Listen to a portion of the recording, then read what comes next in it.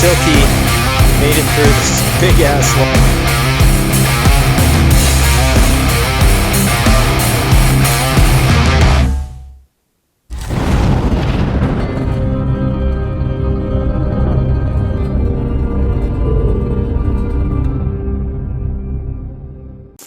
I'm guessing at least 10 inches.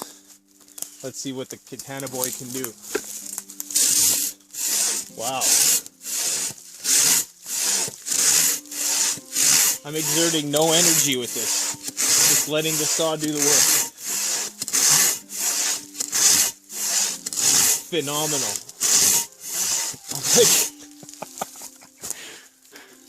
I'm already 3/4 through the log and I've only taken like 10 swipes. Yeah, I'm worried about what's going to happen when I let this thing go. So the silky Katanaboy 650. What more do I need to say? It's a beast. Just to give you an idea of how tall it is, I'm about 5'9", and I'd say it's at least, yeah, probably about close to 5 feet when it's fully extended. This large handle allows you to get to those hard to reach places that are near the top of the tree, the high hanging fruit, if you will. And just an incredible powerhouse. It's not until you saw with it you see how beautifully it cuts. It really is a masterpiece. It's one of the best saws on the planet, particularly if you're a prepper and you're thinking about long-term shelter building. If you want to build a log cabin, this paired with a good axe, a good draw knife, you know, a few other woodsman tools, you'd be good to go. But this would be your primary cutting tool. Maybe not so much for falling trees, but once you have them down, this thing is going to process them fast and with almost no effort whatsoever. Really, the amount of effort depends on how fast you want to go. If you want to just do it at a leisurely pace and not burn a lot of calories, then you can do that with this, because those teeth just catch right in there and all you have to do is pull it back. You don't have to put any downward force on it at all. But if you do want to expedite the process, you could. Although Silky recommends that you don't do that, just to preserve the longevity of the saw. I didn't put any oil on it or anything for any of that demonstration. I just took her out of the box and went to town, and it performed marvelously. This is going to give a lot of chainsaws a run for their money. Then you got to think about all the maintenance that you have to do with a chainsaw. You'll easily build yourself a log cabin with one of these. And because the teeth are so long, it's going to make for easier sharpening. So it has a very ergonomic and grippy rubberized handle. So just to give you a sense of how big the Katanaboy actually is, I'm going to show you the Silky Big Boy 2000. I've been using the Katanaboy all day, and this feels incredibly small in my hands right now. And normally this is like considered one of the biggest folding saws there is. And now it just seems puny to me. And it's a great saw, don't get me wrong. I actually processed a lot of the tertiary parts of this tree with it. Still have a lot of work to do, as you can see. But yeah, it's considered a big saw. So when put up to the Katanaboy with its 26 inches of blade length, 650mm for those of you who endorse the metric system. I'm one of them. And huge size difference there, as you can see, almost double, not quite. And the teeth are about twice the size. So Silky has its own patented saw blade design. As you can see, it's just larger on the Katanaboy than it is on the Big Boy 2000. So very, very aggressive teeth. It takes 4 strokes to do what this will do in maybe 8 strokes, and what that normal Laplander Baco thingamajigger will do in probably 100 strokes. So this thing is unbelievable.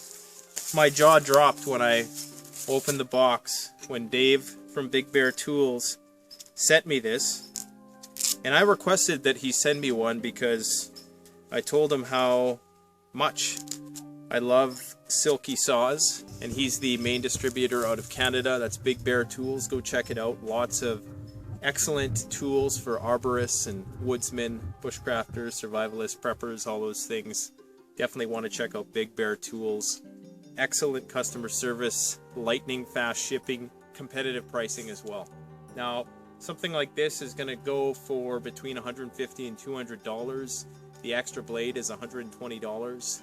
And a lot of people are going to be like, oh, what? You got to think, this is going to do as much work as a chainsaw without the maintenance, because it is a solid state piece of equipment. There's no moving parts. So the Silky Big Boy 650 does come in what appears to be a Cordura sheath.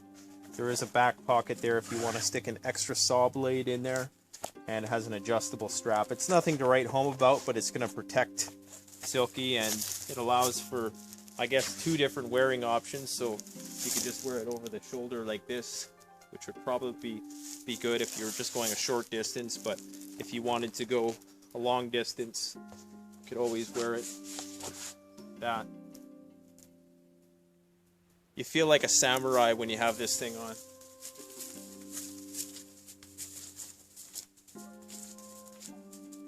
You can just one arm this, and in a few swipes,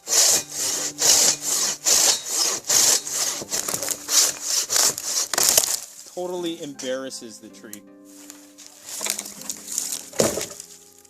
I mean, this is bloody ridiculous.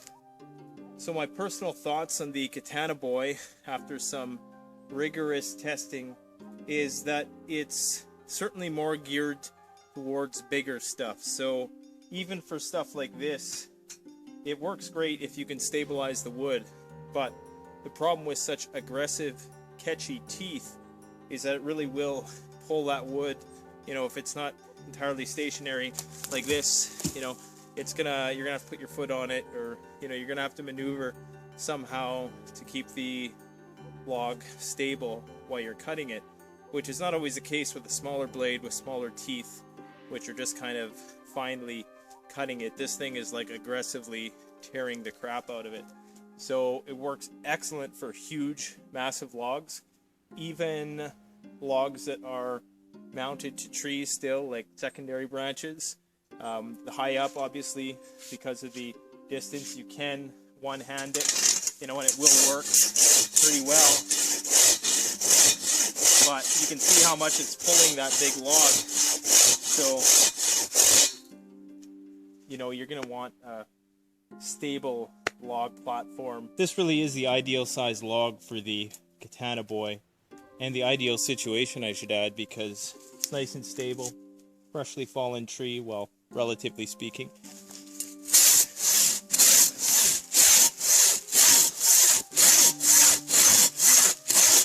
Absolutely no problem.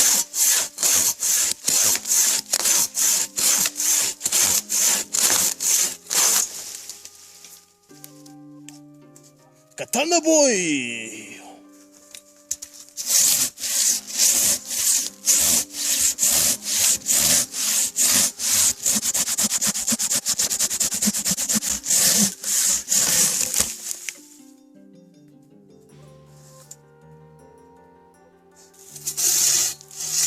I'm not even putting any pressure on the saw right now. Just letting the saw do its work, trying to use the full length of the blade. I see a lot of people not doing that, using the full length of the blade. That's a hard piece of wood.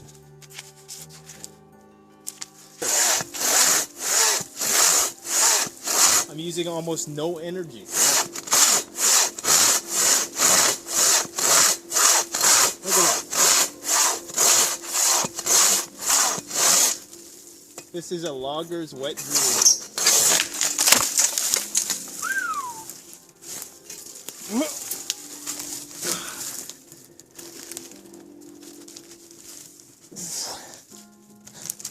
That's a big log.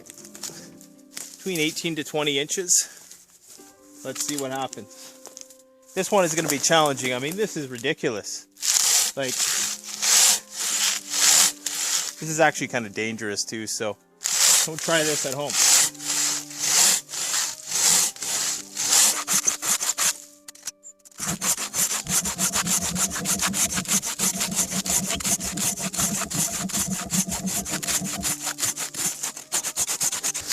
As you can see, it's made it all the way through. And I really don't want to damage the blade. Oh, there we go. Yeah. One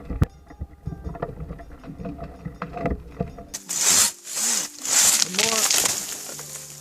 And we got ourselves a nice chair to sit around the campfire with. I mean, look at the size of that. And look at that beautiful cut. It's smooth as a baby's bottom. Beautiful.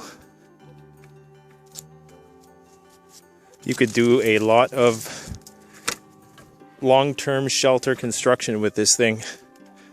Would be excellent for a long-term bug out situation.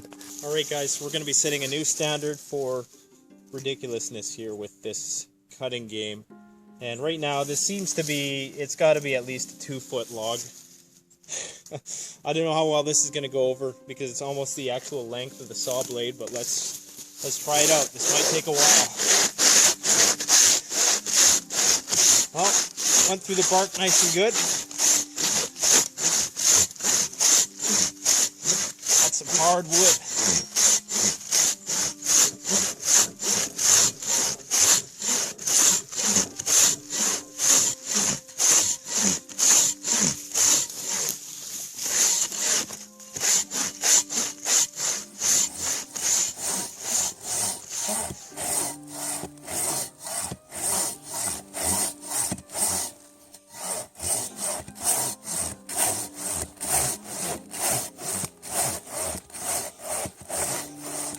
She's about to drop.